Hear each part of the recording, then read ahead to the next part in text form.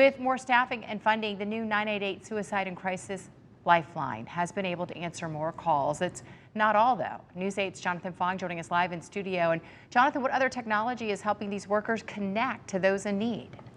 Yeah, good morning, Ann. I spoke with Drew Martell from Foundation 2, which handles 988 calls in most of Iowa. While the majority of requests for help come from normal phone calls, more people have been reaching out through texts and online chat messages. Telehealth is also growing, where counselors help through video calls, and in some cases, Drew says mobile crisis outreach is also possible, where a counselor comes directly to the person in need. Drew says especially in the Midwest, this variety is helping to serve rural communities, especially agricultural workers. He says men still make up the vast majority of suicides in the U.S., especially in these kind of communities, and are less likely to seek mental health support.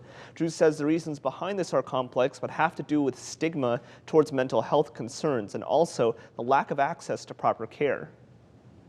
Even if you do maybe want to reach out, it can be really hard to find someone. You might only have one therapist in your whole town. You might not have any therapists at all. You might not have a psychiatrist for 40 miles.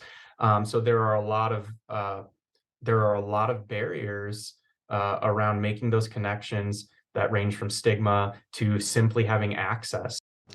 And the improved services come at a time where demand is higher than ever nationally. The new 988 Suicide and Crisis Lifeline has received over 1.7 million calls, texts, and chats in its first 5 months. That's 500,000 more than the same time period last year. However, Drew says this is partially a good sign as more people are aware of the service and are getting the help that they need. Back to you, Ann. All right, Jonathan, thank you. And if you or someone else is thinking about suicide or you need emotional help, call or text the Lifeline. Go to our website, WQAD.com. We'll have all the information for you right there.